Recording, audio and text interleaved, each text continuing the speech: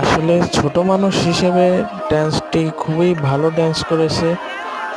খুবই ভালো লাগলো ছোট মানুষে তার এই প্রতিভা দেখে।